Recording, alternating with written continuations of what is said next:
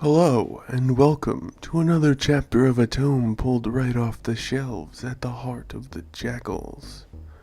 As always, I am your balanced host, Lothran, and there's ever so much more data to relay, so let's get to it, shall we? Go grab a filling meal, settle into a cozy spot, and pay accurate attention to Fleet Part 21. A champion must pay. It has to be me. It can't be you, Vildar. It has to be me. Cam looked down toward the valley, continuing to rig his gear for the trek down the slope. You're in charge, Cam. These people need you. Not right now, they don't. I got as many spare hands as possible working the farms down below and the building of the ships up above. Everyone knows what needs to be done, and they're all doing it. You have to be here to negotiate a deal with HQ and Thazon. No one else can do that. You can do the negotiating a lot better than me. You practically live for the soft nudge in the right direction. Aslath is my responsibility, not yours. I go down there. I find out what made him get all crazy. I bring him back. That's how it's gonna be. Vildar seemed like he wanted to say a lot of things, but he swallowed most of them. Eventually, not able to bear the silence, he did talk. You don't know what's down there, Cam. Vildar attempted to reach out to keep the younger man from the path he was already set upon. Cam yanked his arm out of Vildar's reach. You might be my senior, but in charge of me, you're not. Cam leveled a stare towards his friend, telling the other man all he needed to know about what was and wasn't going to happen. A woman called out as Cam turned to leave. He wasn't aware of who it was exactly. Just a woman crying out. A sort of pained, shrill, upset voice. Nothing like his sister's calm, resigned reaction this morning. This person, who Cam pushed his feet ever further from, the sound of her sobs felt like pain echoing off the mountains all about him. Cam was mindful of the muffled sounds of her remorse, the distorted warbles of the things she might have really felt, the whisper of something he'd never noticed. And then, all too soon, it was him and the slight winds, the cutting cold and the warmth being stolen from his face, carried off while his thoughts wandered, seemingly in a different direction than his legs, and his hopes in another, all three fates getting further away from one another with each breath. Cam felt so very alone.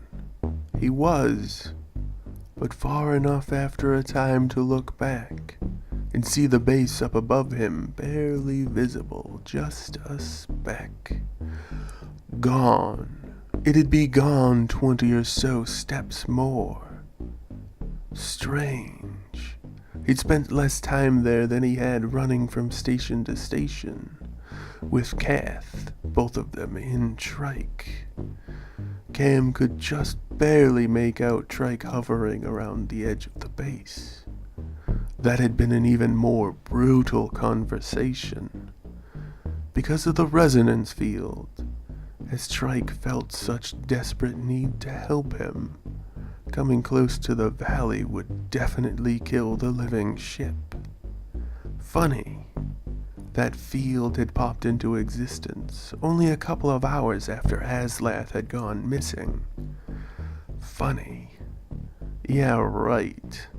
Cam looked to the bright noon sky, back the way he'd come, then down the steep trail leading into the forested valley. He sighed. Plenty of work to get back to. Another hour or so and Cam heard it. Someone bounding down the mountain toward him. He was stuffing a bit of food, his only bit of it, into his mouth. He'd hoped none of them would get this bright idea. Now he'd have to waste time to convince them to go back. If he could.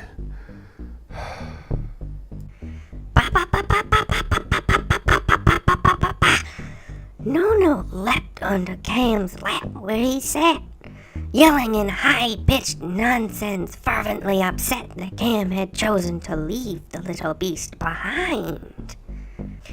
Bah! Bah! No! No! The little beast pointed to itself angrily.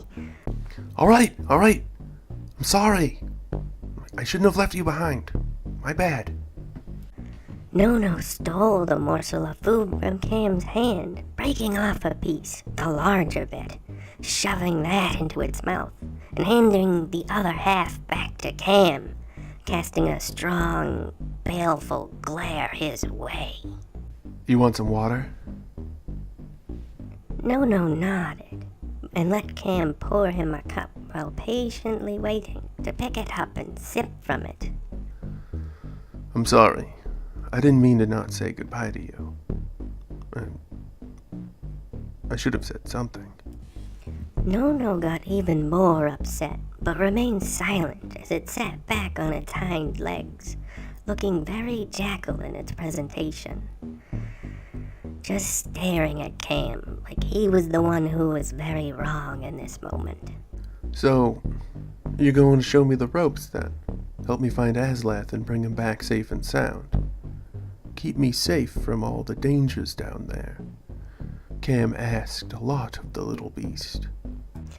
Nono perked up to this, but only after Cam referenced Nono keeping him safe.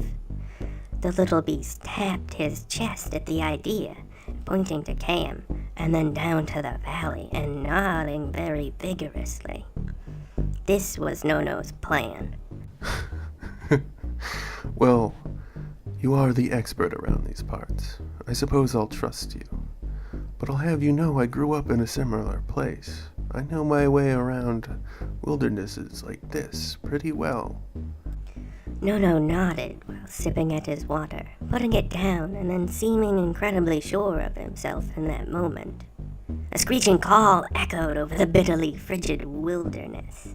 Nono sprang up on its tail, balancing on the very thin tip of it, standing in that way almost as tall as an adolescent jackal boy.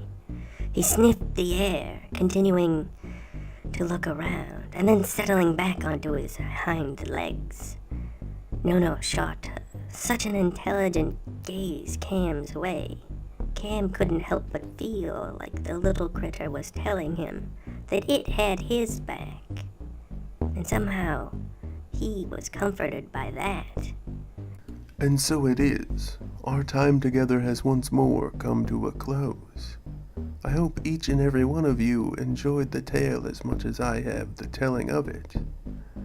As always, I've been your learned host, Lothran, and this was Fleet, Part 21. A Champion Must Pay. Another tale right from the heart of the Jakuls. And now, we must once again part ways. Korvoth, guide them back along the proper path, back to the safety they know all too well. Yes, sir, Lothran. Cam has to strike off on his own, but of course, those sneaky Vu, they gotta put their little creature on him to keep a watchful eye. I still got that job to do. A pleasant greeting and a fond farewell to each and all. Please leave all your comments, questions, and kindnesses down below. Don't you let me catch a single one of you leaving any of that mean, rude, or terrible stuff, though. You keep all that nonsense to yourselves. Got it? Remember to like, share, and subscribe to help us learn, spread, and grow. And don't forget that we strongly encourage each and every one of you to stay safe out there. See you again tomorrow for Fleet Part 22. I am so excited for it. Oh, it's gonna be good. Good night and good luck. You'll need it. Bye-bye, everyone. Bye-bye.